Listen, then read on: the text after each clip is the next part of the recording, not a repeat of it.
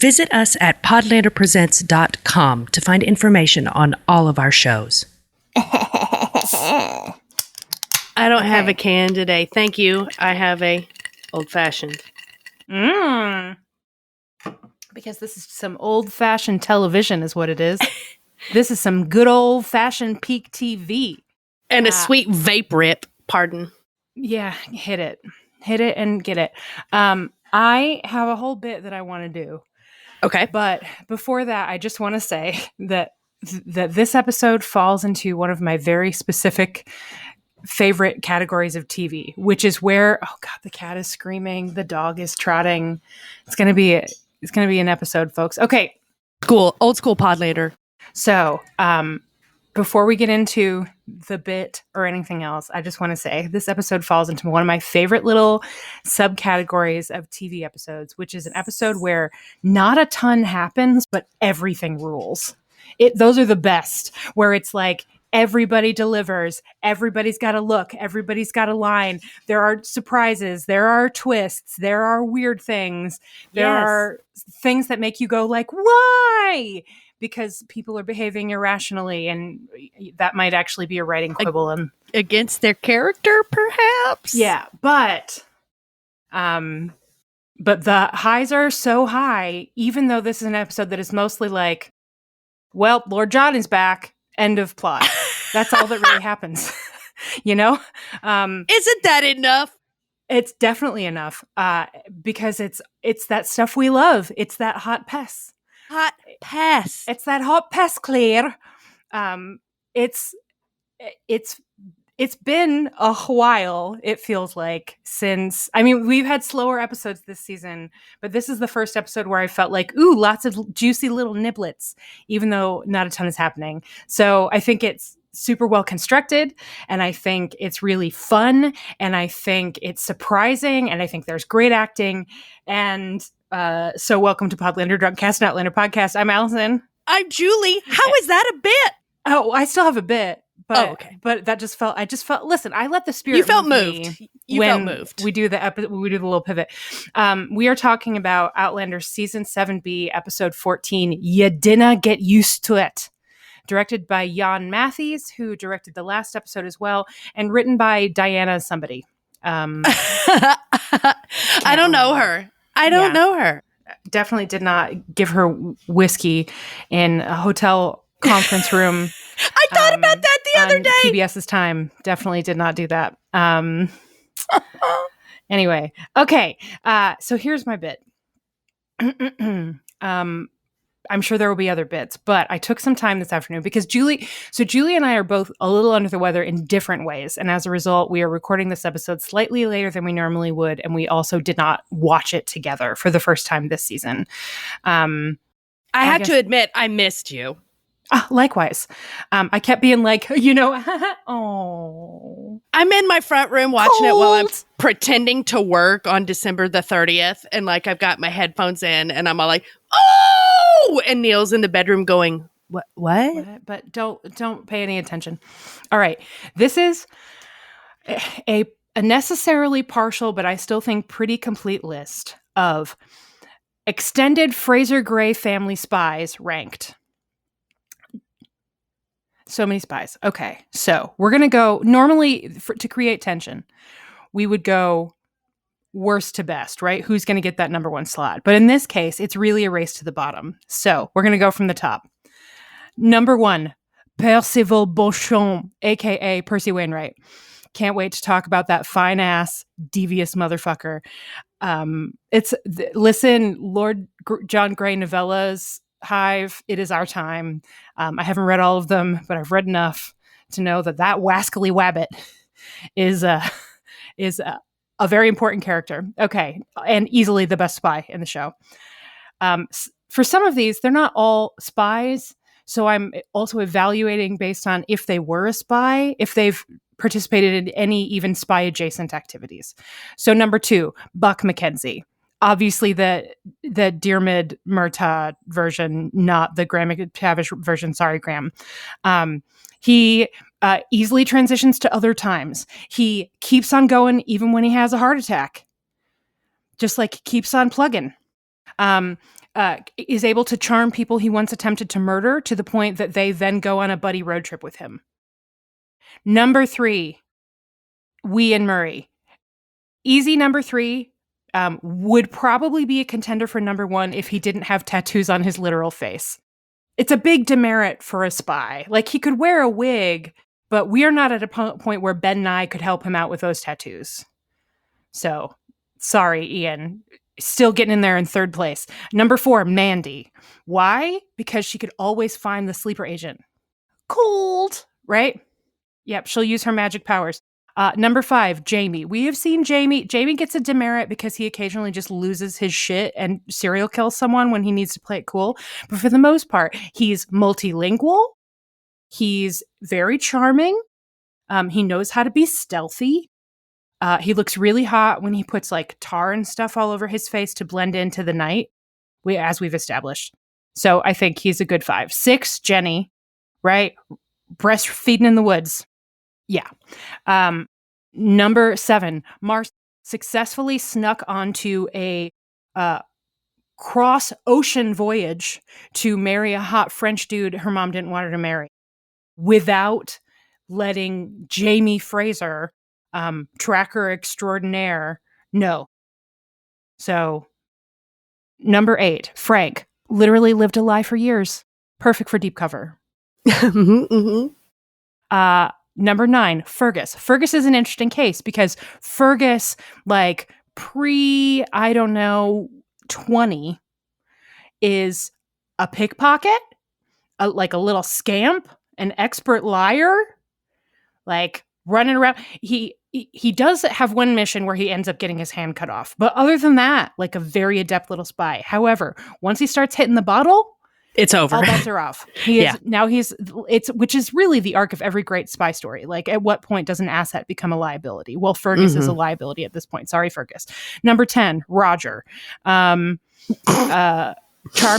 learned, adept time traveler, can't stop quoting the Beatles, and very bad at hiding shock when he meets his dead dad in the past. What? Yeah. C grade. 11, John. John would be higher, except for his like very funny level of borderline hysteria makes him a less good liar and more likely to like quip. Yes. Also, the eye patch is too distinctive. But see above for Frank has been living a lie for literal years. And he's resourceful and charming and all those things. So it really is like if you had asked me 4 episodes ago where Lord John would rank, I probably would have put him pretty high. But he did blow it a little bit. He did, and now he's Mad Eye Moody, at least for the first part of the episode. You can't get rid of that shit. Yeah, but still hot. Okay, number 12, all Ian siblings other than Michael. Because why? Because we never fucking see them. They're always there, but we never see them. Okay. Especially the girls. Give them an extra... Yep. All right. Yeah. Number 13, Jeremiah. On the downside, bad at hiding, left evidence of like snackies and things everywhere, right? However, managed to do the little Tufty Club drop on purpose or not, who knows? Let's just pretend it's on purpose. And did successfully navigate an underground tunnel using his encyclopedic memory of everything his mother has ever said to him, including specific turn-by-turn directions. Okay. Number 14, Jocasta. Will cut a bitch if you come for her daughters, did successfully hide gold in her husband's grave for decades. True. Number 15, Hal. Blind, so can't continue spying. Well, makes her an because she'd be underestimated. She could hear. Listener. Yeah. Okay. Number 15, Hal. This is John's brother. Entirely too British. Seems to be competent as like a person who's alive, which puts him ahead of most of the other people on this list. Otherwise, he's too straightforward. And you saw, right? Like no subterfuge anywhere. Number 16. Unable to consider himself less than ruling class. Like he can't get into character. That's not good for a spy. Yes. Yeah. It's he's entirely too blue-blooded. All right. Number 16, Murta. The dirty knees give him away every time. Fucking time. Also, now he's dead. Number 17, Brianna, I will admit, have a note in my notes that says, okay, maybe let's let Sophie Skelton be an action star. And I stand by that. Please, Starz, if you're doling out Lifetime movies, give her some sort of like Lifetime-y revenge thriller. I will watch the hell out of it. Let's go. Yes. However, what was her plan? We'll get to that. Terrible? But what was she had I have questions. A big shotgun or like a rifle. And does she know how to shoot it? And yes, she does. Frank taught her because, again, see further up this list, lived alive her literal years and prepared her for time travel. She does know how to shoot. I have many notes for that scene. Yes. Okay. Asinine plan. What on earth was even happening? So way down from where I thought she would be. Number 18, Big Ian. Went on one mission, came back short a leg. Lost a leg. And then... almost too handsome to be a spy. Yeah. Also, never managed to figure out that Claire was from the future. Mm-hmm. Also now dead. Number 19, Michael Murray. This is French wine merchant who is like, you're from the future? I guess I gotta go. Things are going to be great in France for me. This is great. Okay. Number 20, Claire. Not dead last for one reason. And that is because number 21, dead last, Willie, manages to get bamboozled by the same guy. Cheers. Twice. He's too trusting. He's too giving. He's too he forgiving. He literally ends this episode being like, why, of course I'll sit down to dinner with you. I'll have dinner and coffee with you template-holding German. How nice to encounter some gentlemen in this wilderness. I thought the rebels were all scoundrels. It's nice to find a little pocket of civilization in these woods. Maha! Ding dong. Please pass the port. Oh, you want to bind my hands? Certainly. Good sport. And that is my extended Fraser Gray family spies ranked. It's definitely the worst spy of them all. The worst spy. Okay. This episode has everything. It has a number of very bad spies. It has Willie's horse purse. It has cheese lover representation. Yes. It has hot Frenchmen. It has hot Frenchmen. It has, I already said the horse purse. It has someone reading William for literal filth. It has classically styled and incredibly fashionable leather work in the eye patch. It has a maybe 5 lines max little character part for an excellent actor whose name is, I kid you not, Wilf Scolding. Cannot wait to talk about Wilf Scolding. I love him. It has Outlander saying ACAB. It has touching eyeball shit, which I can't with. It has an actual training mustache. It has a decoder ring. It has passive aggressive bows. And perhaps most importantly, it has General James Fraser, saying to Lord John Grey, "Save our son," which is really all I want in an Outlander episode.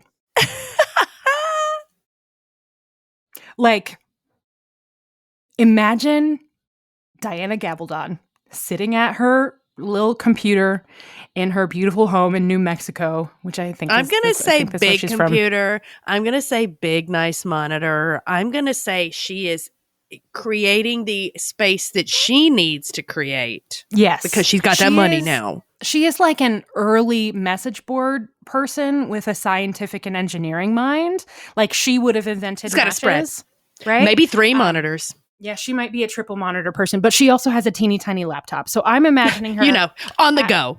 At her little breakfast nook or something, working banquet, just a little cute little typing on this episode, and she gets to the scene and she's writing it. She's like, what should Jamie say to John that I always wanted him to say?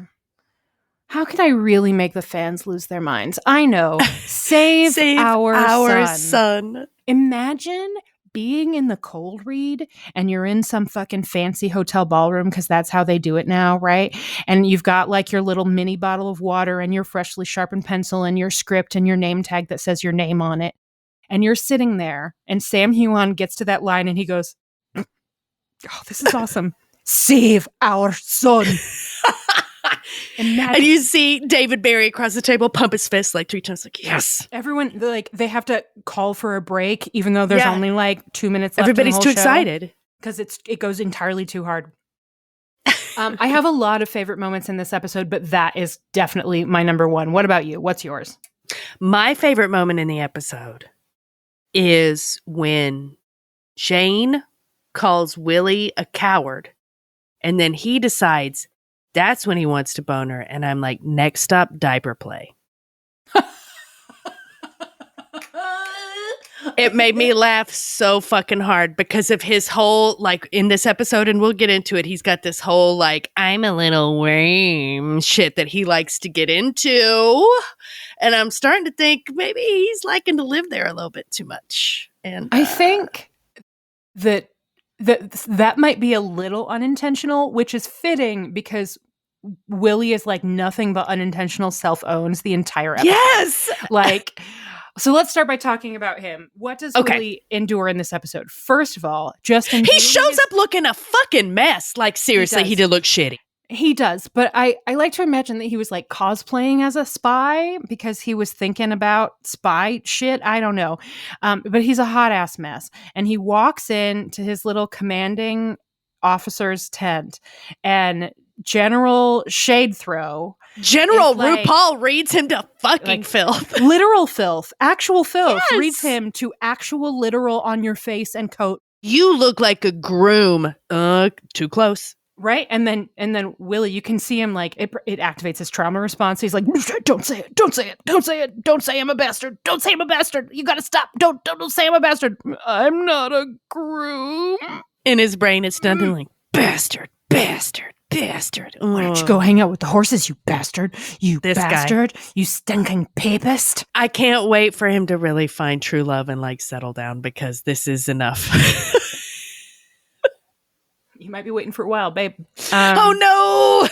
Listen, remember how short his death song? He's got, as Bye Bye Birdie says, he's got a lot of living to do. He does have a lot of living to do. And a lot of it's going to be with figuring out how to love himself. So he gets dismissed by Governor Bitchy McBitchface, who, again, was not wrong. No, he looked like shit. His gorget was gone. He was all messy, had shit all over his face. And yeah, he might have been riding all night.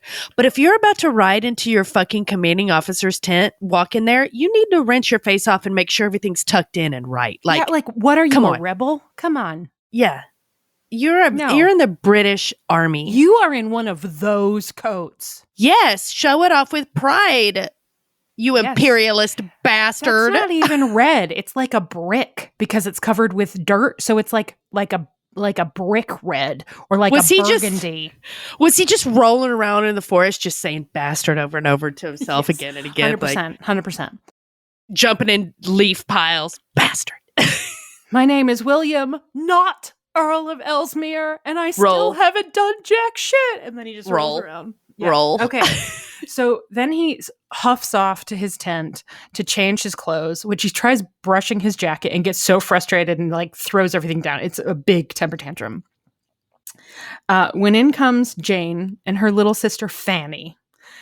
First of all, I thought that the old brain box was reminding me that Jane comes back, but I wasn't sure, and I'm really glad that my brain box was correct because that actress... This actress is good. Her Sylvia name, I know you... Presente. Sylvia Presente. Good job. Very good. Funny, hot, but like layers. You can tell an actor's good when the director is like, I know, let's just stay on them for a long time, kind of at a distance. And then let's go in and just, again, stay on them for kind of a long time, but a little closer. And then a little closer because they just can't get enough of that fucking face. That is a storyteller. She is good. She is funny. She is hot. She speaks Latin. That shit right there. Well, yeah. He couldn't just get by with calling himself bastard in English over and over again. He had to take it to another tongue. Was he calling himself a worm in Latin? Yeah. So she caught him. Can you imagine? She caught him calling himself a worm to himself in Latin. Oh, this boy needs help, girl. Yeah. And then bless her heart, she didn't pretend to not know. She made sure that he knew. that she knew that he was like brushing off his pants and calling himself a slimy worm. Sorry, Willie. Oh, buddy.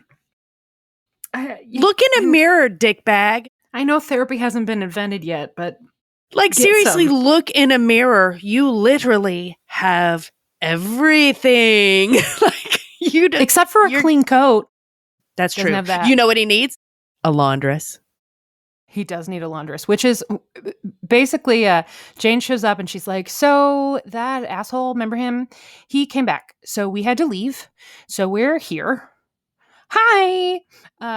What we would really like is your protection while we get somewhere else that he is not, because it is not safe. And Willie is like, great. You're both doing my laundry now. And Fanny, bless her heart, is like, great. Give me a paddle. Cool. Let's fucking go. Fucking Gen X kid. She's like, whatever. What's next? Let's go. Come on. Yeah. Whereas Jane is like, okay, so first of all, I assumed I was coming here to do my other job. You know, like how we met.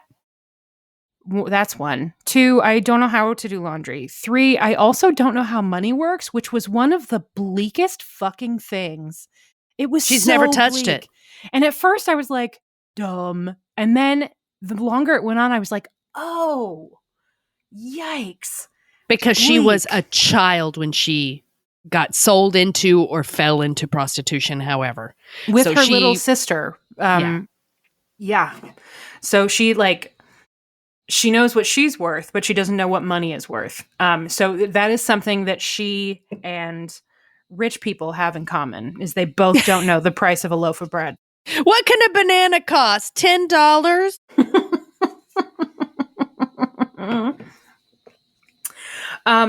And later, like, they have it out a little bit there, and he's like, what did I say about this? Is there anyone, where did I put this? Is there anyone in all of television history who has worse perfect manners? Or is it, no, here's the real question. Does Willie have the worst perfect manners or the best terrible manners? I think the best terrible manners. Because he really thinks he's doing the right thing, and he is actually doing the right thing. Because if you break it down, like, what is he trying to do? He is trying to support this woman and her sister while they get somewhere safe without having to resort to sex work. He is attempting to give her an option that removes sex as a currency in their relationship. Good. And to support her and her sister and then get them somewhere safe. But he's constantly like, you are not a whore, and you're definitely not my whore. Like, what? Willie, listen, like, say it in your head first before you say it out loud. Because he just kept dropping those. It's like, nope. He doesn't know that you slimy yet. Little worm. Sweet, sweet, slimy worm. You got to say it in your head first. And then think about how it's going to sound before you say it out loud. That's what you got to do. Like, I know you've got complicated feelings about family, but you should find your cousin Ian. He knows what he's doing. Yeah. He will talk to you about talking to the ladies. He learned from the best before the best became an alcoholic who was mean to his wife. So, I mean, I still love Fergus, but yikes, man. Hope he's doing okay. So then after they have this, like, stay out of sight while I get you some decent clothes, and you're not a whore anymore. Blah, blah, blah. I have too many feelings. Boom, boom, boom. You know, bitch baby shit. He stomps off to his cabin, and he's huffily getting ready for bed when Jane comes, like, scampering in. Bounding in. Like, wee! Slips off her shoes, just jumps right on top of him and whips off her shift, and is like, hey, let's go. And this motherfucker, again, right idea, wrong execution. It's like, absolutely not. Get your hands off me. Whoa, put your clothes on. Yikes. When what he meant to say was, listen, I don't want this to be transactional. I'm going to protect you. And if you want to help me by washing my clothes while you do that so that I can also pay you, great. But this is not a client situation. Like, that's not what's happening here. which again is really what he is attempting to say, only he is so bad at it. So she's finally like, okay, bro, well, listen, I can tell you want to have sex because he does. Your wiener's hard. Your wiener's standing at attention. Yeah. And then after she calls him a coward for not fucking her, that's when he then gives he her wants a big old in. smooch. Well, I think what he was attempting to do was be like, I'm not afraid of you. I just don't want to get fucked as a kindness. And I don't want to pay you for sex. If you want to fuck me, he's into shame play. I think he might be at this stage a little into this. He is a little slimy worm. Yeah, he likes that. Go ahead and say it in Latin, bitch. You know, like, yeah. He definitely has some cloud over his head where when she says you coward, he's like, that's it. I love it. Ew. Ugh. Anyway, it's rough. Well, the good thing is that he did protect her and got her away from Colonel Rape, whatever the fuck that guy's name was. And then she tells the most terrible story. Yeah. So basically she thinks, oh, well, he doesn't want me for sex, so we're not actually safe here. We got to go now. Or also maybe it's a little bit of like the sting of rejection because, again, he's communicating very badly. But he's like, she's like, here's your fucking clean clothes. We're out. And he's like, no, please stay. But also like, tell me what's going on because this doesn't seem like it's, because she also gave him his gorget back. This doesn't seem like it's about the gorget. So tell me what's going on. And she gives this incredible speech about how she fucking killed his ass. And you know what? It was a murder, but not a crime. Not a crime. That guy deserved to die. What a piece of shit. That guy deserved to go. It's horrifying. It's this, like, I mean, and first of all, thank you to Outlander for not giving us a flashback of these two women didn't want to see it by that piece of shit. Much more effective this way. Thank you. Little, like, baby steps. Was the exact right way to tell the story. It centered it on her, not him. Mm-hmm.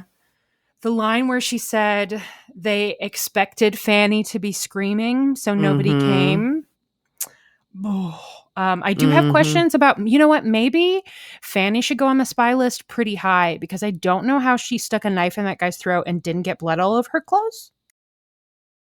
Because they went right out the window. Did Fanny stick to... No, Jane did. Jane did. Yeah, Jane did. Maybe she had clothes out by the trash can ready to go. Oh, yeah. Maybe she was like, planning it.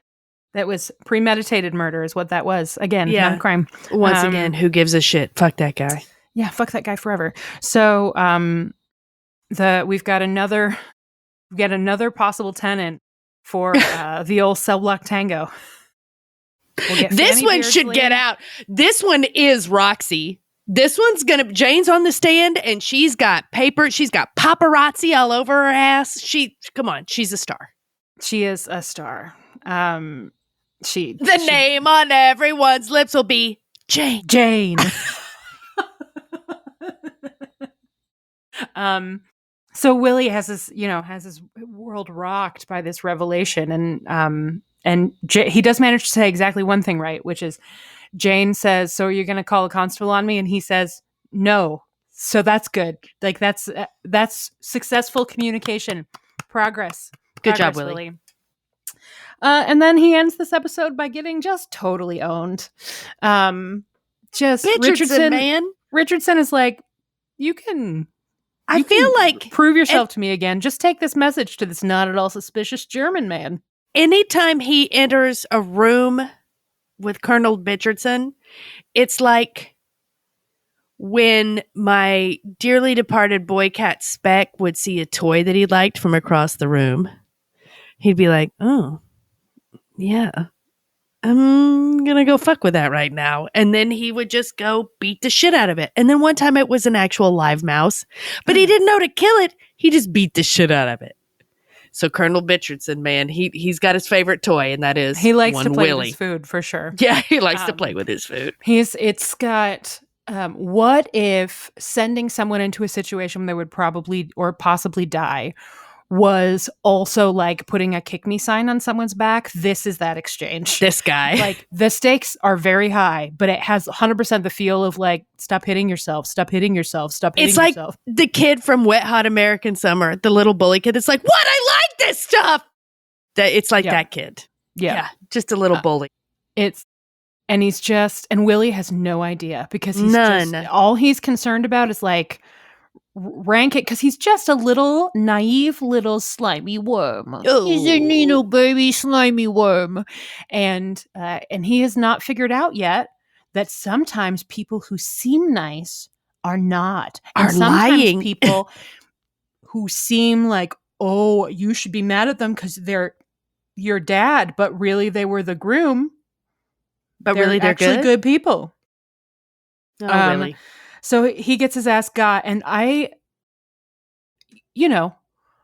think it was a good ending, and I am obviously distressed for our pal Willie, but I must admit that I just giggled through that whole last scene when he was like, well, yes, I will have some coffee. Chin chin. 2 things about the Willie plot that I feel I must mention. Please. Props. These are props that were doing excellent work. And it's been a while since we've actually seen a prop that I had to call out, and this episode has at least 3 of them. Okay. Number 1 is the glove bag on the saddle. What Horse purse. the fuck? When he first enters and takes those gloves off and shoves them in that little bag, I'm like, why haven't I noticed this before? Yeah. How come Willie's glove horse purse is immaculate, but his coat looks like shit? He looks like trash. I don't know, because he's a slimy little worm. And then the second prop in this storyline that I must mention is the Hessian spy template. Oh, yeah. That he pulls out the little piece of paper and puts it over the letter, and it's got a cutout, so he only reads a certain part, which means that Bitchardson has the same template and only writes the shit he wants his guys to see inside the open part, right? If I give props department, let's give props to props. Yep. For this episode. Props Here, to here. props. The, Good job. The decoder ring was really choice. Yes, it was so good. And the Ovaltine! And he just didn't even make any effort to be subtle. No. And then he turns around and you can see that actor, he only had like 2 lines, but he did a really good job. He turned around and it's like, oh, you poor son of a bitch is the look he's got in his face. So you should stay for dinner because you're going to be staying for dinner anyway. So let's just keep this pleasant for as long as we possibly can. You want some beans? We got beans. Yeah. Some choice props. Also, all of the laundry paraphernalia was fascinating to look at. Oh, yes. Thinking about the fact that there's a whole tent that's nothing but women doing the laundry of all the soldiers. Like, I would never have considered that in all my history classes, like about the Revolutionary War. I never would have thought about that detail. Camp followers. You read a lot of historical fiction, and anytime there's a war, there are always camp followers. Because they're making money. Yeah. Well, because little ecosystems pop up around military encampments, permanent ones especially, but also those that aren't, like. Think of all those nasty soldier chony shirts they're getting too. Damn. And all the blood. Sorry, ladies. So much blood. So much blood. So many bandages. So much pus. Ugh. Yeah. Sorry, ladies. Speaking of pus, maybe it's time to transition to Lord John. No, you know what? We don't have very much Ian and Rachel, so let's get Ian and Rachel out of the way. We see Ian doing some little spying. It's very cute. He, again, came up as number 3 on our list, bested only because Percy is so good and because Buck is a time traveler. And he has face tattoos. And the face tattoos, which, sorry, bro. It will come in handy in very specific circumstances, but it's not like people are going to be like, him? Never seen that guy before. But still, good spying. Real good spying. Especially if you include Rollo. It's like, that's really, Rollo is a helpful Damn, that dog's boy. a good spy too. Should Rollo be high on the list too? It's fucking not barking, doing nothing, but just chilling. Yeah, well, I feel like Rollo's his spy days. Yeah, he's an old boy. I was going to say his spy days might be behind him. Now Also, it's time for Rollo to sit in front of a fireplace. He did run off to find Ian, just leaving Rachel behind with no hint of where she might be found. So he did fall asleep at the wheel a little bit on his last mission. Yeah. Anyway, and then Ian comes home and is like, hey, I'm home and I didn't get hurt. And Rachel is like, boo. I was going to patch you up. I wrote, first of all, I wrote about William's little horse purse, that it's like a luxury spy bag for him. So it's a lurkin bag. Lurkin. Lurkin bag. Pretty good. Okay, hold on. Claire eats an eel. What is this plan of reason? Okay, here we go. I do not want to sleep, and I do not want thee washed. I wrote, reading your journal, Julie. I was like, Rachel likes it musky. She wants to smell a man's BO while she comes. Like, all right, Rachel. Get it, girl. Thumbs up. I do like that our Quaker Barbie is quite horny. That's exciting. Yeah. Well, she is open to the experiences of the world. A sensualist, Atta if you girl. will. Get it. Get it. Get that. And man. also, her hair is not real, right? Is that her hair? I don't know. I swear to God. It's at the very least, it's got to have extensions, right? Fucking book this bitch for a Pantene commercial because that shit doesn't beautiful look real. Hair. It's beautiful hair. The only other time we see her, it's like Battle Eve, right? And Ian is getting his little box of paints ready, and he thinks his dad is there in the fire, and going like, "Hey, how you doing, Ian? Bad news. Shit's coming around the corner.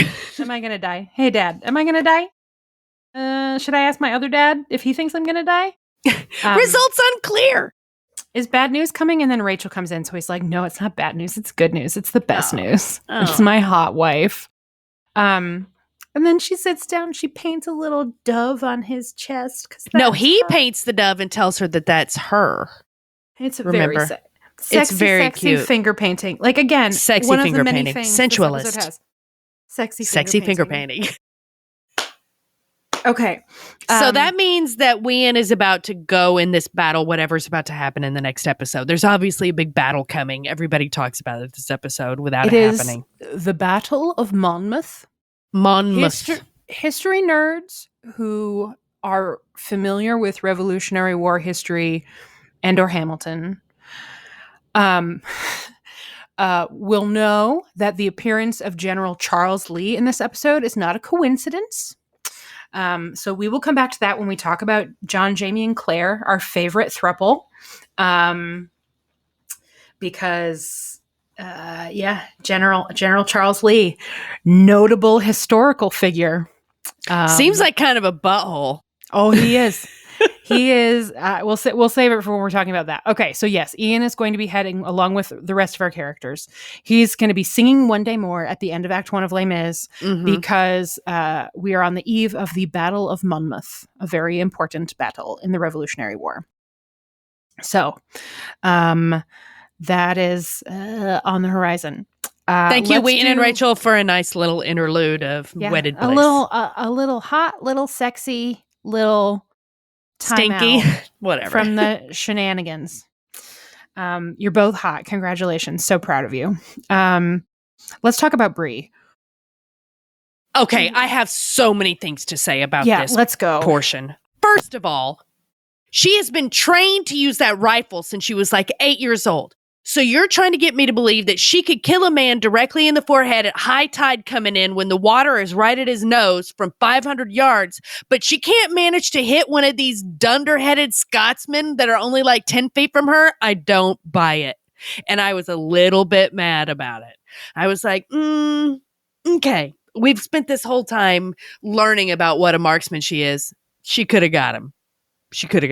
Maybe it's because she was moving. Maybe it was like dark, too close. Dark, certainly. Also, the way it was filmed was too fucking dark. I'm in my goddamn dining room pretending to be at work. Don't listen to my boss.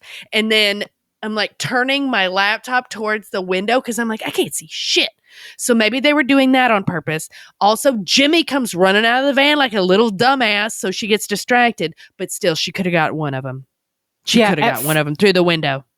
Well, I thought she didn't want to shoot through the window because she couldn't be sure who was actually in there. And imagine after almost killing her child with her car in the previous episode, if she had shot through her window and it had been Roger and Buck in there. Oh my God. What if she'd killed Buck? What if she'd killed Roger? Oh no, you're right. No. But even still, when they came out and she knew that they were bad, she could have gotten at least one of them. She could have winged one of them. See, this is my big note, is I just couldn't tell what the plan was. Like, was she there to fucking pick them off one at a time? Was she going to drive them up? Was she trying to figure out what they wanted? Like, what was her actual goal? It is super unclear. It is. Which is actually also sort of true of the bad guys. Like, I know ultimately they want the money, but why did they go to Fiona's house? If it wasn't like... why were they searching in her house? Like, he already went through Roger's why were they there again? Convenient time travel guide and like mystery box of letters. Yeah, it didn't really make all that much. Yeah, so the best thing about this storyline is that Bree straight up fixes that dude's van. Oh yeah, well, and also she doesn't get a shot into either of them, but she does punch a guy so superbly in the nose, like seriously, Sophie Skelton, I hope you get some like action fun action movie. Like, I want to watch you. Let's take a Charlize Theron turn. Yes, let's just punch right in the nose.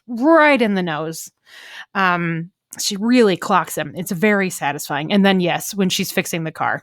So we hear Rob Cameron yell somebody's name. So we have to assume that these are his henchmen are also dudes that work at the dam under Brianna? Maybe. Gross. Yeah. Okay. And they then just want that gold.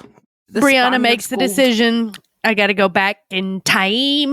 And she's going to take her kids back to the past to try to find Roger. Back to possibly the wrong past? Oh, she's gonna end up with Claire. I know it. She's gonna end up in the Revolutionary War. This is different from the book. Okay. Oh, this whole thing, everything that happened in this storyline so far, this episode is different? No, I mean, there's a lot that's straight from the book. But although I guess it could still happen. What I was saying, I think last episode we talked, is that like very mild spoilers, skip ahead like 30 seconds if you don't want to hear. In the book, Brianna takes... I'm sorry, do it again. In the book. Oh, yeah, sorry. I thought you were telling me to go back. It doesn't matter. In the books. So Thank in you. the books, Brianna takes the kids to Boston. Like, actually takes them to Boston. And that is in part so that they can go through the stones in the U.S., right? Okay. Because that's where Grandma and Grandpa are. Okay. But also, I think just because she just figured it was safest to just get the kids out of the country. They're not fucking following her to the U.S. Like, what, sir? So, no, sorry. We, like, beat someone from the U.S., so I'm not even going to attempt a Jersey accent, so never mind. Forget all of that. Okay, what's your reason for entering the United States? Right? And some drug-sniffing dog is looking up at Rob Cameron and giving him the stink eye because they can tell he's a piece of shit. And he's like, oh, well, I'm here to find the Spaniards' gold by harassing 2 children and their hot mom, who is my boss. Okay, sir, thank you. Have a nice visit to the United States. Stamp. Yep. Make sure to visit our duty-free shop. I don't have anything else to say about this storyline. It was brief, but I did have quibbles about the marksmanship. That is all. I couldn't figure out what her plan was. And Brianna is so smart, she would have a plan. But the punching in the nose and the fixing the engine are a choice. To add to the list of things this episode has, Brianna clocking a guy square in the kisser. Fuck yeah. And also Brianna fixing an engine in like 30 seconds. She really did. While talking to Fiona about time travel. And being like, kids, calm down. Calm down. You okay back there? I know there's been a lot of traumatic things that have happened over the last 3 days, but you're cool, right? Yeah. You're cool. So the plan is they are going to go find Roger. So hopefully they go to the right time. They won't. Because that depends. If you can steer by focusing on a person, which is presumably how Roger ended up in this time period anyway, because he was thinking about his dad. Then if they're thinking about Roger, then in theory, they would also get steered to that timeline. Mandy, our queen, is going to be thinking of Buck. Yeah. She's going to be thinking of her Barbie mate. Like, where is my Uncle Buck? You know what sucks for those kids? That priest hole is never going to be hilarious again. No. Although I guess they might not know he was in the priest hole. They didn't know that. So they can continue to fuck around with it, but I've got to say, nothing but tears coming out of that shit one day when somebody gets locked inside and mommy and daddy are gone. That's not good. Yeah. But you know what? Those kids seem like the kind of weirdos to just like hide snacks everywhere. Like me, I'm the weirdos. So they would probably just like have rations. Are you talking like boxcar children style? Oh yes, 100%. We never Formative know. book for me. I'm gonna put this glass bottle of milk in a cold creek. You never know when you're going to need it. All right. So the main event is our throuple. A couple of things I wanted to note first. We get a little flashback at the beginning of this episode to London in 1775, I think.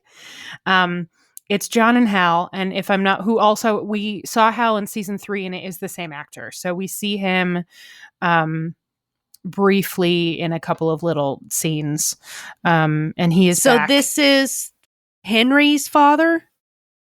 This is John's older brother, but the father of whatever nephew is in love with Marcy Henry. Woodcock. Yes, Henry. Thank you. Which that is also his brother's name, but he goes by Hal, and is often also called the Duke of Pardlow. Okay, and he is super fancy and important. He's in the House of Lords, which is why Bichardson. So you see Lord John being like, I don't want to send my son to a war to die. That's definitely just going to end anyway. So maybe could you think about that? Maybe. And Hal is like, oh wow, good point. Didn't think of that. Yeah, I'll see what I can do. Turns out that move ultimately sets Bichardson in motion.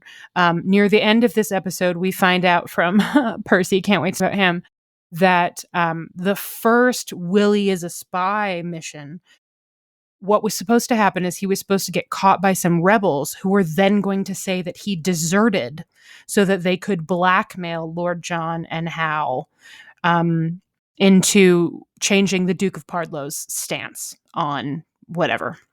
Revolution. Yes. The war. On reconciliation is what he was talking about. The second time, it's like, this time it's personal. And we know that Richardson is just like, oh, I hate you and I don't even know why. Oh, I'm going to have so much fun making your life miserable. Quick sidebar. Yeah. This time it's personal. The other night at dinner, Neil said that about something and we laughed and he was like, what was the first movie that used that tagline? And I was like, it was one of the Jaws movies. And I was right. It was Jaws 5. It's the one where the mother shark comes back. This time it's personal. It was on all the posters. And there was a whole thing about how funny that was. So wow. Jaws. You have Jaws to thank for this time it's personal. Well, this time it was personal because Richardson was like, this little bitch baby. Oh, my favorite little slimy worm. I can't wait. Fuck with you so much. It's going to be great. What a ding dong. He's got, Julie won't understand this and never will, but he's got big Galinda in the first half of Wicked energy where it's like, oh, it's going to be so much fun to make you miserable. Ooh-hoo. What a hoot. Oh, Richardson, you are just too good. Richardson kind of sucks. Let's just put it out there. He's the worst. Kind of a dick. We're supposed to be on his side because he's an American spy, but nope, he sucks. He sucks a lot. Okay, so we cut from John and Hal having their maybe we should do something about the war. What do you think, huh? Because we have children and you're just like, fine, go ahead and fight and then they're going to die and it's going to be your fault, huh? Yeah, want to play billiards? Sherry and billiards scene. This might be the only, and I'm not totally sure on this, I didn't go back and check, but if my memory is correct, this might be the only episode of television in history to start with a good-looking man going, gout! Yes! I forgot about the gout. He could barely stand up. Poor guy. He can't play billiards. His feet hurt him so much just because he's eaten so much rich food because he's so rich. Okay.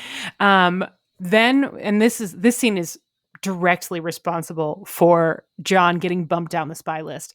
We cut to now where Bertram Randolph.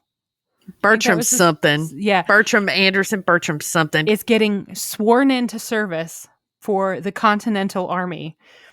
and he's got his hand on a Bible, and he's got this look on his face that's like, wow, I am such a liar. It is really weird being such a total piece of shit. Yes, I swear. But the whole time, it just looks like he's eating a box of nails. Like, he looks... Because he promised his brother he never would. That at the end of that scene, he's like, I never would. Granted, this is subterfuge or whatever. He's doing this to stay alive. Stay alive. Yeah. Stay alive, Hamilton. But still, he's not loving it. He feels bad. Da da da da da. Not loving it. I'm lying. It's not comfy for him. None of this shit is comfy for him, and he hates it so much. And I love David Barry so much, and it was so funny. Also, niche joke for like 15 of you, but I just finished rereading all of the books to date in the Stormlight Archive series because the newest one came out a few weeks ago and I wanted to reread them before I read that.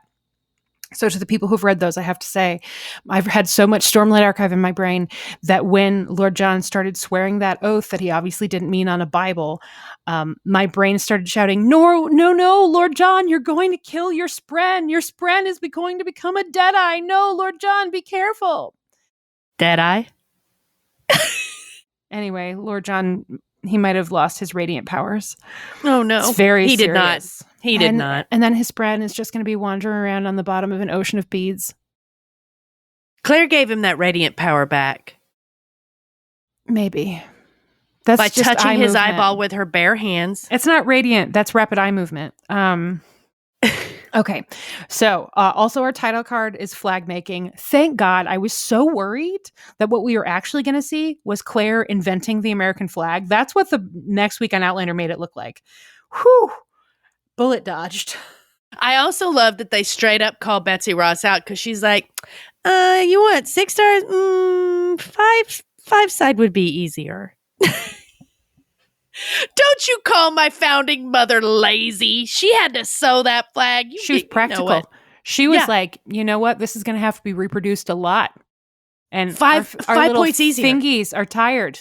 5 points. 5 points easier. 5 points. Okay. So not all flags can be the Chicago flag, okay? Not all flags can hit that level of excellence.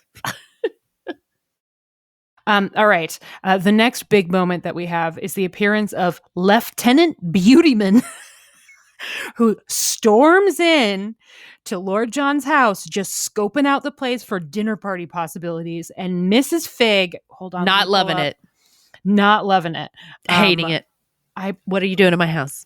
I put her, where Get is out. she? Sutara Gale. I have liked our gal, Sutara Gale, in all the episodes we've seen her in so far, but this is her biggest like moment so far when she's like, this motherfucker came in and he just right past me, like I wasn't even there. Just like the general is gonna want to know why you're here. I can't wait for dinner when you help me make it. Yeah, your ass is going to be in the kitchen, you little bitch baby. She was great. Basically, now that the Continentals are in charge in Philadelphia, General Washington was like, hey, yo, bro, go find me some good places to eat, Dinna, okay? Thanks, bye. So he does. Lord John's house gets scoped out and declared the hottest spot in town for a dinner meeting amongst generals. So Claire has to go to the market and buy some fucking figs and pears turnips. And shit. Yeah. Something. And she's just shopping. She's just shopping when she tumbles in. Oh, my, meet cute. I'll have to ask Scotty what's French for meet cute. With just a charming French gentleman. The hottest Frenchman we've seen in at least 2 years. In a blue jacket. And I'm sorry, Julie, you're going to get more Hamilton references. Hamilton references. Oh, no. I know. The minute he said his name, I was like, here comes all the fucking Hamilton shit. He showed up and my brain went, Lafayette, I'm catching this book by the reins, getting red because blood stains. Because we can't all be David Diggs. I just make the sounds. What me and Reginald. Anyway, he's hot and charming. Guns and shit. And he finds out that her house is where he's going that night. And he's like, well, allow me to apologize by bringing you cheese. Excuse me, men. Any men listening right now, that's what you do. Yes. If you need to apologize, You bring a woman some cheese. From your personal cheese Your personal cellar stash. Yeah. that Because you then had she shipped knows over you from mean your it. estate. Because you're going to miss that cheese. And now she has that cheese. I just appreciate that Claire is secure enough in her marriage, unlike her husband, where she's like, you know what? Snap. I'm hooked forever. This little Frenchman is a snack. I could do it. Like he is. You're cute. I am probably 20 years older than him, but he's a little like cheese. He's a snack. He's a snack. I'm gonna have him with some sherry in my bedroom. So they have their little dinner party. George Washington is there, just talking about America and shit. Whatever. There was a very cool shot where they all did their little toasts to victory, where it was like all of the little tiny liqueur glasses hitting the table in rapid succession, which was a very cool shot. But for the most part, it was like, you don't know what you're talking about. It really felt like it was mostly to establish that Lee is a ding dong. Everybody was charmed by Claire, and that Lee is a total ding dong. He's like rolling his eyes and being a butthole during dinner. And then right when he's about to leave, he's like, you know what? I just remembered I'm your boss, so I'm going to invite myself to stay for another drink. Let's go. And you can see Jamie be like, okay. Ugh. All right, let's go. That's when Claire, she goes, and you know what she does? I respect it. I made a note of it. Claire was working on her night cheese. It's the exact same thing. She was working on her night cheese. And I love that for her. Yeah. Because we don't get to see her at leisure in that way a lot. And also, this is very important representation for the night cheese havers of the world. The contingent. Yes. Like, all of us unite. There are way more than dozens of us. Yes, there are way more than dozens of us. So I want to say General Lee will undoubtedly have at least one very big moment in the next episode, if the next episode is the Battle of Monmouth, which it looks like it's going to be. He's played by Chris Porter. If it happens the way that I imagine it will either be extremely funny or horrifying, and maybe both. Okay. But he's a real piece of shit. Yeah, he is. He's just insecure. And you know what? George Washington is a man of fate. I'm sorry.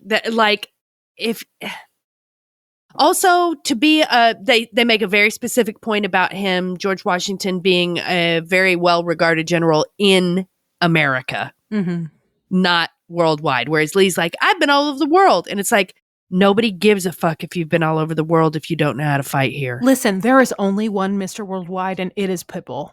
It is Pitbull. So get I'm sorry, in line. neither one of you get to call yourself Mr. Worldwide, but you generally do not get to call yourself Dollar Bill either. So calm down, brother. Yeah. History won't forget you, but nobody cares. Lin-Manuel Miranda will remember you, and it will be hilarious.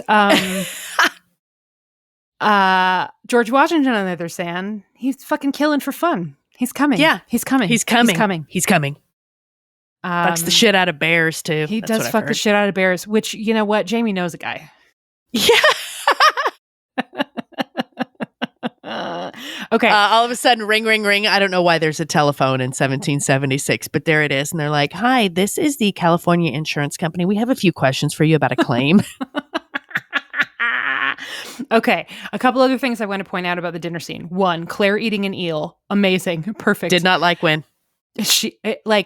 Just the most wonderful, subtle, completely unimportant bit of physical comedy. And I was so happy that Katrina Balfe just got to be like, for a few minutes. It went on and on. She spent fully 90 seconds trying to swallow that eel. My granddad had to do and a we very know similar Claire thing can once. swallow an eel. So you know that was rancid. This is family lore in my family, and it's a hilarious story. When my grandfather was lieutenant colonel in the Air Force, at one point he was stationed in Thailand, and there was this big dinner given in his honor one night, and they sat him at the head of the table. There were like 20 people there, like government luminaries and shit. And they brought him a bowl, and he described it thusly. It was a white bowl with a big wide white rim, and the liquid inside was kind of a scarlet orangey color. And then floating in the middle of it was like just a clear something, like a plop. Guess what it was, Allison? It was a sea slug.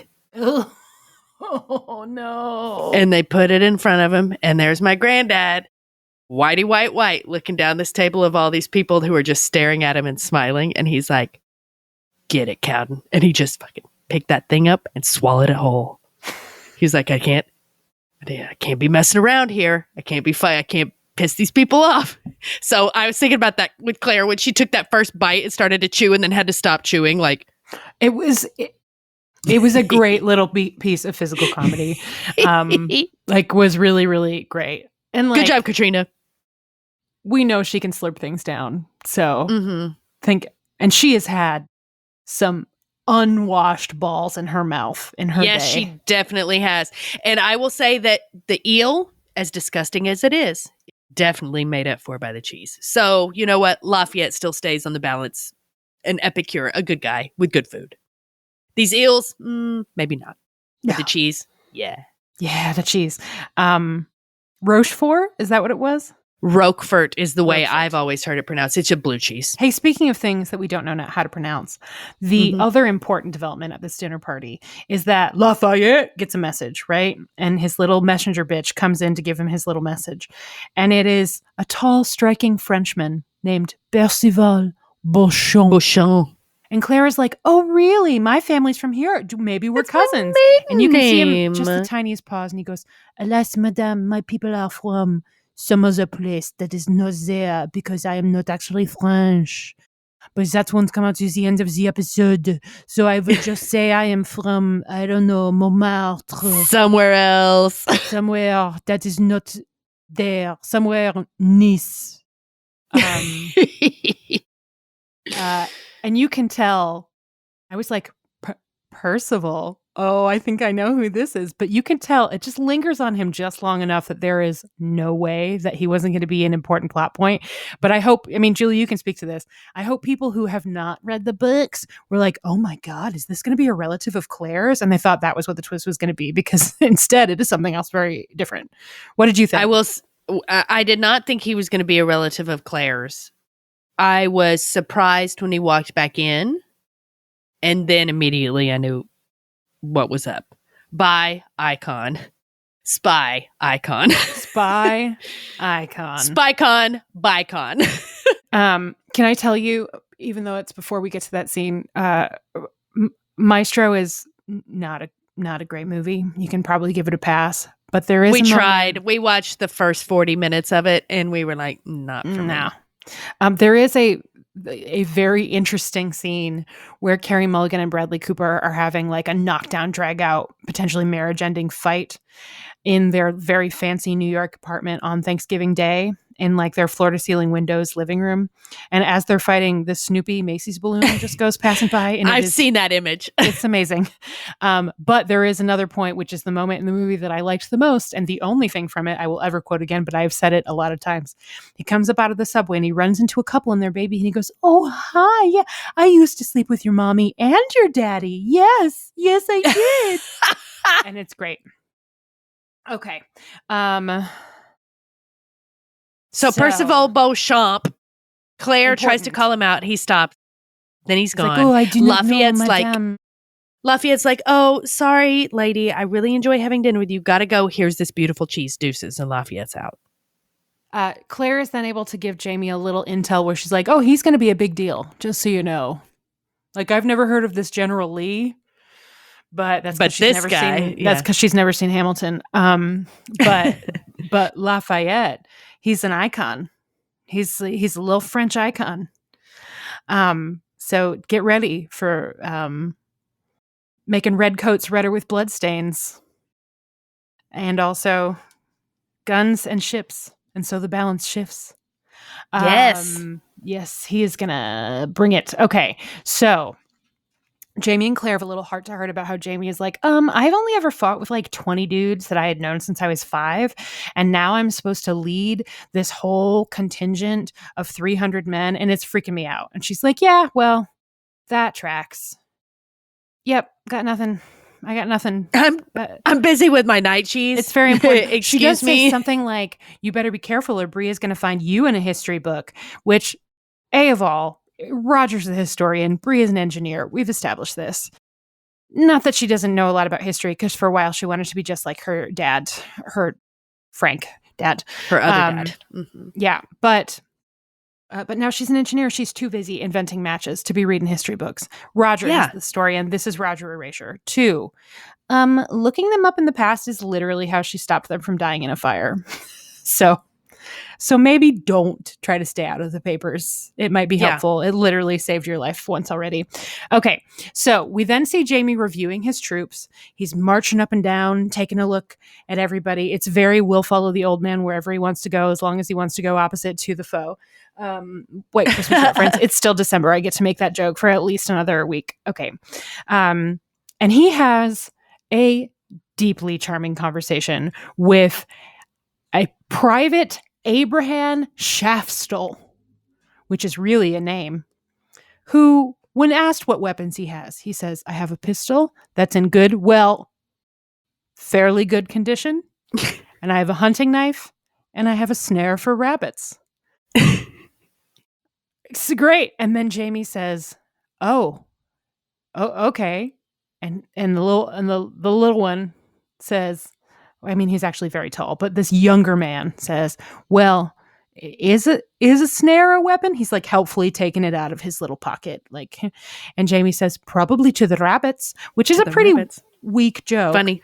But it is obviously such a surprise to this young man that any general would crack a joke that he goes, oh. And it's a great it's little so beat. Cute. It's Very wonderful. Cute. This actor's name, as previously mentioned, is Wilf Scolding. God dang. And I've got to say, not so much based on his face as based on the plot. I got to say, this charming young man has got a real bad case of the doom face. Uh-oh. That's right. Doesn't he? Made an impression on one of many. This one of many is going to be the one that we experience loss through. Yeah. Is it? I hope I'm wrong. But maybe it's the even smaller guy next to him that he talks to too. Charlie, because there's the other dude. Yeah, but he doesn't get a humanizing fact about him. No, he doesn't. It's just a little snare for the rabbits. You better keep that. By laughing and by having that moment of levity with these two dudes, now all of a sudden 300 men are like, I will die for him. Yes, totally. Well, also they just got a whiff of the Jamie Fraser experience, and they're like, "Who's that guy? Who's that guy? I'll do what he wants." Does anyone have a big fiery cross I could light on fire? Because I am feeling very much like lighting a fiery cross on fire. Let's go. Meanwhile, Claire is in the little hospital tent being like, you're fine. Get out of here. You definitely have consumption. Bye. Go to the hospital tent. And then who is it? Who is skulking again? Not great spying. Hunched over in the line, don't look at me. I'm nobody. Don't worry about it. Don't worry about it. It's Lord John Grey. Claire, of course, immediately goes, General. And Jamie gets interrupted from his meet cute with his troops to come over and look at Lord John, who's like, hey, bro. Remember me? Look at what you did. Look at what you did. Remember me? Remember handing me over to the American troops? Yeah. Well, I escaped once after they said they were going to kill me. So the second time, I decided to just pretend to be an American troop. So I am now surrendering to you personally. Fucking save my ass. Get me back to my house that you're squatting in. You hung your rabble-rousing flag up in, and it is enormous. It is huge. It's the biggest flag in the history of flags. It is taking up that whole wall, and I'm just sitting here with my one good eye. It's like a flag over a car lot in Springdale, Arkansas. Too big. Too big. You need 4 people to hoist that thing in the air. But then he sits down, and Claire is like, hey, all right, let me take a look at your eyeball. And she pulls off the wartime eye patch. And let me tell you about this makeup being the most incredible. Shout out to the Outlander. How did they do it? That thing, I'm wondering, is it possible it's a contact? Maybe they had him put in a colored contact that was just green screen material and they green screened it in, or maybe it was just a really elaborate colored contact. I don't know, but it was so good. Rigid. and like, and you don't really know that his eye is frozen until he turns over his shoulder, and then all of a sudden it's cross-eyed Lord John, and you're like, oh, Lord John, oh no, your eye is fucked. And Claire's like, all right, here's the bag. Hold on while I get my kit. Here's some honey. No, don't get excited about the honey. I know that you and Jamie I've got to touch your eyeball things to work out, but Jamie, hold him, please. And both of you stay very still because I'm about to touch your eyeball with my hand. But Diana, like, giving the fans what they want. Claire telling Jamie to hold Lord John. And so he just holds him in place, and Claire's like, all right, I'm going to go as fast as I can, but this is going to suck. Here we go, hubby. And she sticks her fucking fingers in his eye. In his eye. You don't see it, but you don't need to. It's very effective. It was perfect. Apparently, one of his ocular muscles was like stuck in the crack in his eye bone. That where it got broken from Jamie punching the fuck out of him. And then Jamie? The second perfect thing that Claire does in this sequence is she presents Lord John with his newest bit of flair. An eye patch worthy of such a gentleman. Finally, we get the long-teased fashion eye patch. Oh my God, it looks so good on him. It's like she made it for him, but I'm sorry, she did not have time to make that shit in that, 10 minutes. Does she just have eye patches in her Dr. Rawlings kit? Maybe. Or maybe she walked into the laundry tent and said, hey, is one of the 50 women who's currently here any good at leatherworking? And one of the ladies looks up and goes, hot pass, Claire. She's like, great, here you go. Get Make over this here. eye patch for me. Make it fashion, ho. Yeah. So he gets his nice new eye patch, and now his eye can move again. So we're seeing on the road to actual recovery. Yes. He might be okay. But is that friendship on the road to recovery? Not yet. It's not. No, God damn it, not. Jamie. Once again, they find out that Willie is in grave danger. Yes. Hold up though, because I cannot believe we cannot, in the list of things this episode has, we cannot pass up the actual literal training montage. It is a montage of actual training where they're just like bayoneting like bags of barley.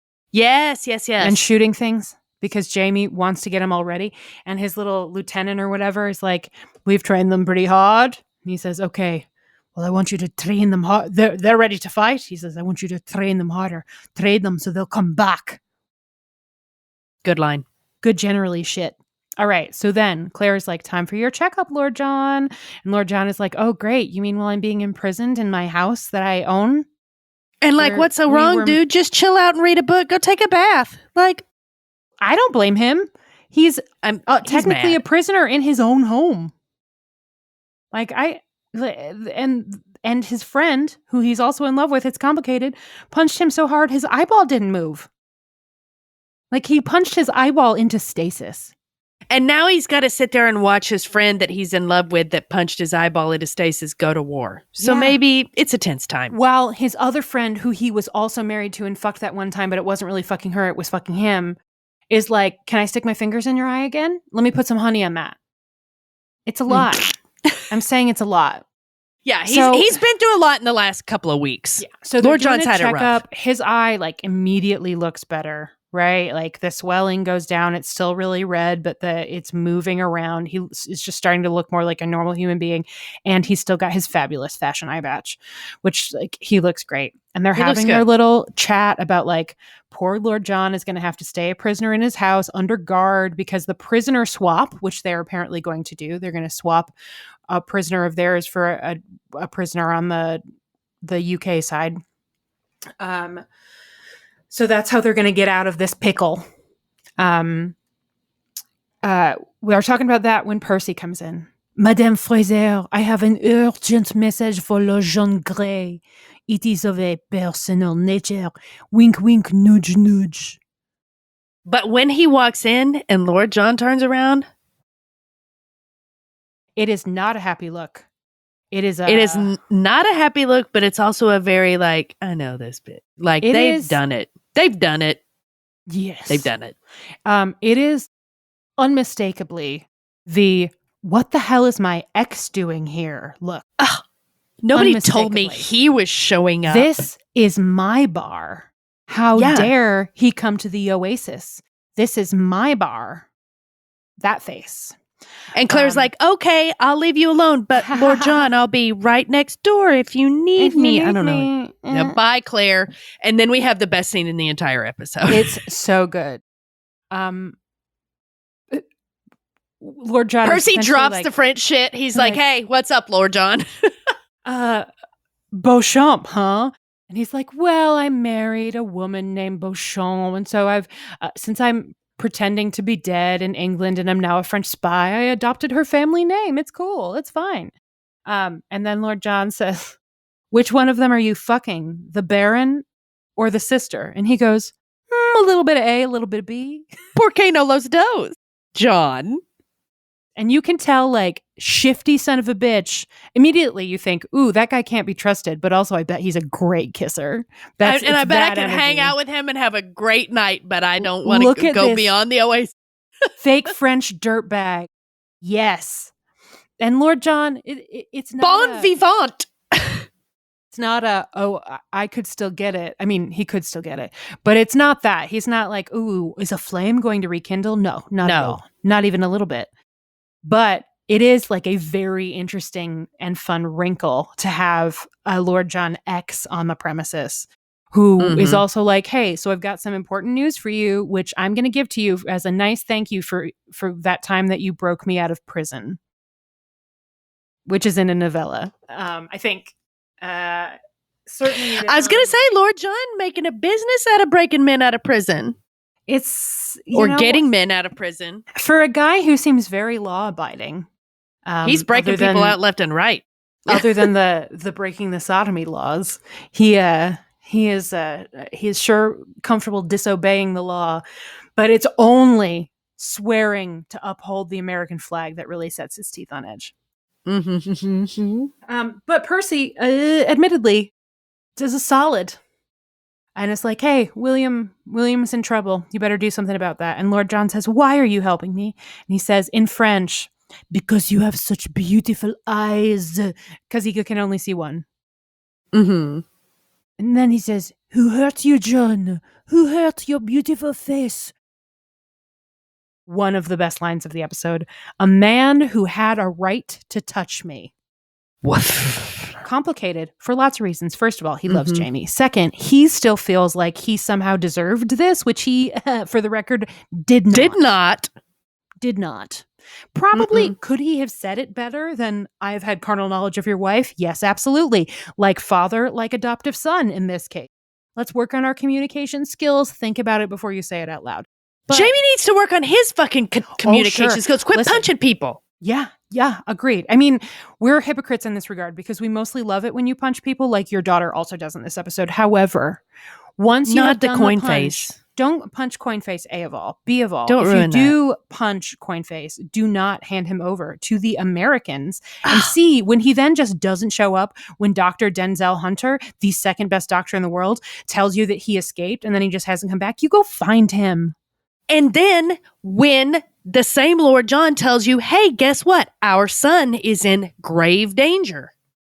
And then you say, I'm going to let it ride. What? See, here's what I'll say about that. I think this is growth. He's scared about being a general. I think it's growth.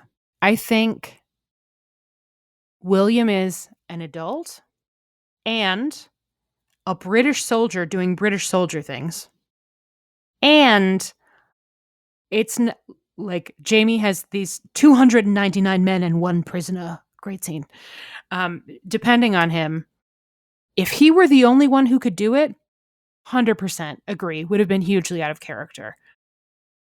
But he's not the only one who can do it. And he's not the person best suited to doing it. No, Not he's close. too visible right now. He's too visible. He's very well known and he's got one of those other coats, right? So instead, he puts his two best men on it. Wien and Lord John himself. Road trip. Our son. I am so ready for some excellent Ian Lord John content. Yes. Like, we haven't seen much Ian Lord John. I'm very into this pairing. this season is basically like, let's give David Barry a scene with everyone. How fun will that be? And my response is yes, very please. fun. Now spinoff. Yes. I can ask. I've been seeing it all over the internet now. Finally, people are talking about it. Give this man the spinoff he deserves. If the fucking text material exists, and it does, let's watch it because he is amazing. Yeah, he's great. It's a perfect part for him. And he looks young enough that you could still do the Lord John is on the younger side things and then also do the older. Yeah, I want all of it. And then Lord John solves right crimes. news. Solves crimes. Come on. Columbo. And Coinface Columbo. Diana Gabaldon wrote the holy shit out of this episode. So just get her to write the pilot and let's fucking go. I loved the Percy scene, but I also loved the last Jamie Lord John scene because it also has the line from which we get the episode title where Lord John says, I'm becoming quite used to wearing irons. And it's like just the right amount of passive aggressive, right? And Jamie says, you didn't ever get used to it. Or you didn't get used to it, I guess, right? And it's this reminder of the shifting power imbalance between them, right? But like definitely a link to the power imbalance of their relationship initially, which puts it all sort of in a different light and like reframes. But the writing was great. Sam was great. Katrina was great.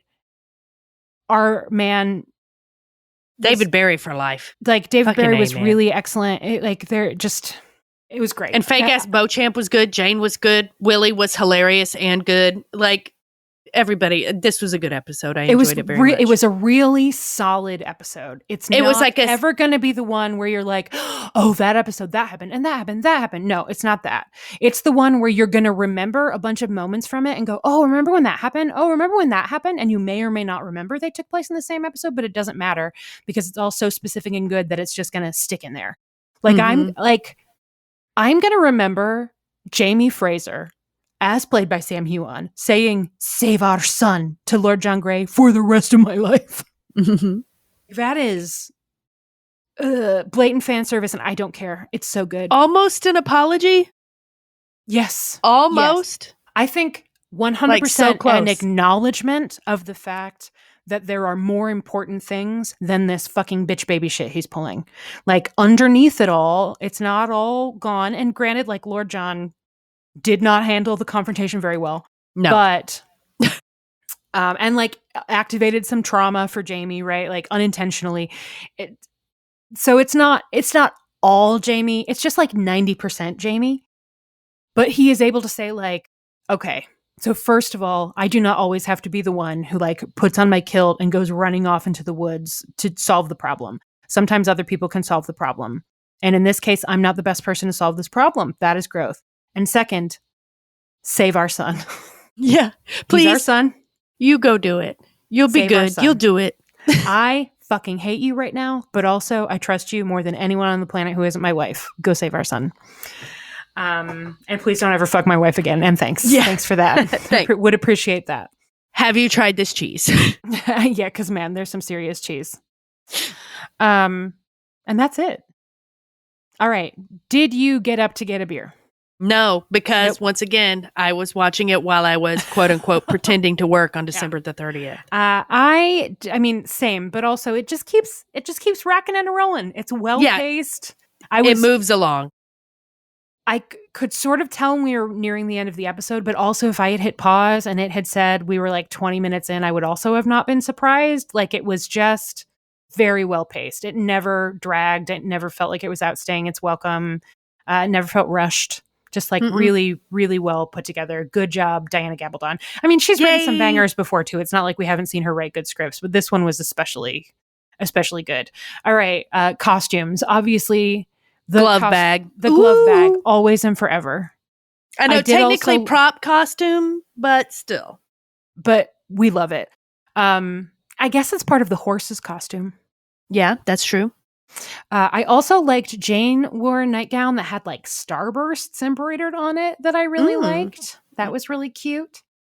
And Jamie looking good in his general outfit. Yes, the military uniforms remain really great. And then Louis Vuitton eyepatch 2.0, like great. Freaking upgrade. Yep. Okay, doing it. Very little, but what we got was like some sexy canoodling. Sexy canoodling, very cute. The Sexy finger paint banter scene about was musk. lovely. Yeah, and her wanting her husband to be stinky made me think of the story about fucking Napoleon telling Josephine, "I'll be home in 2 weeks. Don't wash." Wow, you want a very particular thing. Okay. Okay. And that leaves us with our last, the golden pamplemousse. David Barry. I'm sorry. Forever. David Barry. I can't give it to anybody else this season, although Beauchamp was very good in his kind of turn.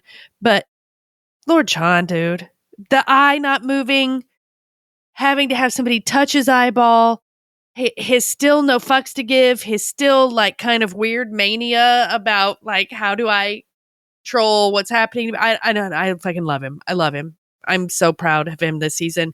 He is very entertaining. Very entertaining. I obviously concur, but for the sake of interesting audio, I am going to give mine to Sylvia Presente as Jane, whose big "I shot a man in Reno just to watch him die" monologue is like really it was excellent. Great. It was very good. And again, like a tip of the hat to Diana Gabaldon and to Jan Mathis for finding a way to make that visceral and upsetting and personal without making it punishing or a flashback. Like, we don't need to see, we just need to empathize, right? Like, we need to experience it through this person's eyes. That does not mean through their literal eyes. There are other ways of doing that, and they do it very effectively in this episode, which was very encouraging. And also, it's just a great performance. She's funny, she's hot, she's surprising. Great performance and great wig. I mean, if that's really her hair too, that's amazing. But I'm pretty sure that's a wig, and it's a very good one. All right, I'm worried for our little pal Abraham Shaftstall of the rabbit snare business. Yeah. Doomface McPoundface. It's the fucking, I mean, to keep a quick pace, it's coming. Like he's going to get capped fast, and Jamie's going to have to deal with it, right? Jamie's going to see it happen, or it's going to happen in Jamie's arms or something like that. Or, I mean, it could be that Jamie somehow saves the day, but more likely he's going to get got. No, we'll find out. We'll find out tomorrow. Not tomorrow, next week. Regardless, if somehow Wilf Scolding, if you hear this and you want to talk to us about your big, fancy star turn, talking about a rabbit snare, you fucking rule. It was very cute. You were great. And also, I'm obsessed with your name. Wilf Scolding. Wilf. Good old Wilf Scolding. Okay, we will be back next week to talk about the second to last episode in season 7. Holy shit. Oh my God, I can't believe it. There's only 2 left. Yeah, it's good. Then the next one is called Written in My Own Heart's Blood, which is the name of the book. All right. Bye. Bye. Oh, wow. What a rollicking good time we all just had together, huh? Allison here, recording the outro by myself so I can say whatever I want. Julie can't stop me. But mostly what I want to say is thank you for listening. You can find more information on this and the rest of our podcasts at podlanderpresents.com. You can also find us on Instagram at podlandercast, at podlanderpresents, and at various other Instagram handles for our various other shows. And you should go do that because they're good and funny, and our social media is by Amelia Ham on the Loose Bazell. All Podlander Presents programming is produced by Allison Shoemaker and Julie Starbird. Our editor is Chris Barrett. Hi, Chris. Thank you so much for joining the team. We're so grateful to have you. Our artwork is by Viv Pickles, aka Laura. And we are, as always, eternally grateful to our drunk Slack moderators, particularly moderator-in-chief, Jenna Polkowski. You can support the show by going to patreon.com/PodlanderDrunkcast, where you can find all kinds of cool stuff, including our mostly weekly live watches, where we watch the episode right before we record, and you can watch along with us, as well as early access to episodes, some bonus content, and other fun things. Again, that's patreon.com/PodlanderDrunkcast. You can also support us by leaving a review wherever it is that you get your fine podcasts, Spotify, Apple, wherever. Just give us a little review, and we will be so grateful to you. And we especially, in addition to all of those wonderful people who do those wonderful things, want to thank the following lovely folks who support us on Patreon, and they are Susan Springer, Cindy Ella, Catherine Bullard, Patty Drunkle, Rebecca's Gift, Jessica Richardson, Katie the Jorte Fishwife, Mindy Newell, Lara Coach, Mama LT, Brenda, Doc JWS, Sydney Taylor, Snazzy Knack, Lisa Brienne, Julia Gulia, Kathleen Ortini, Kelsey Kemp, Emily Day, Caitlin Reddick, Kristen and Emerson, Freckled Fury, Laura Colm, Amelia Ham on the Loose, Bazell, Liz and Tinkerbell, Rochelle Lefevre, Amy Gustafson, Rachel Townsend, Kelly Mazzella, Chantel Salters, Mary the Falling Statue, Tara Lucchino, Viv Pickles, aka Laura, Mary of the Grapefruit, Ann Gibson, Ruth McCormick, Cara Marlowe, Trish McCurry, Julie DeToit, Jen Lynn, Kelly Bodden, Amanda Newton, Queen Elizabeth the Young, and Kiki the Wise. We are so grateful to all of you. Thank you for another wonderful year. We hope that you have very, very happy holidays. And we will be back soon with more sweet, sweet Outlander and or Bridgerton and or Jane Austen and or Girl Solving Crimes content, but probably mostly Outlander right now. That's it. We love you. Bye.